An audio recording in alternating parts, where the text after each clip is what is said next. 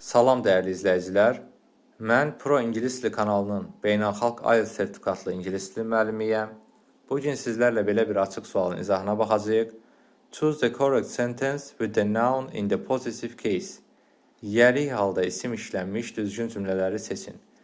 Birinci cümləyə nəzər salsaq, Peter's and Tom's mother is Polish.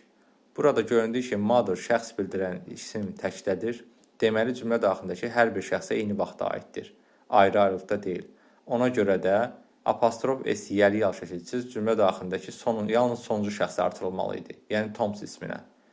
Peter ismi də apostrof S qəbul etdiyinə görə bir düzgün formada deyil.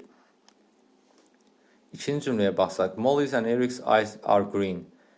Bədən üzvü bildirən eyes, gözlər ismi, hər bir şəxsə ayrı-ayrılıqda aid olduğuna görə apostrof S şəkilçisi hər bir ismə ayrılıqda artırılmışdır. Deməli, 2 düzgün formadadır.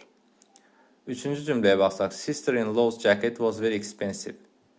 Defislə düzəlmiş bu tip mürəkkəb isimlərin yəri yalı özündən sonra apostrof S və isim qəbul etməklə düzəlir.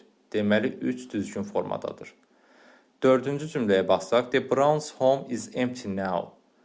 İngilis dilində soyad bildirən isimlər Z artiklı özündən əvvəl Z artiklı qəbul etməklə cəmlənir və cəm halda olan soyad bildirən isimlər özündən sonra apostrof və isim qəbul etməklə yəri halda işlənir. Deməli, 4 düzgün yəri formasındadır.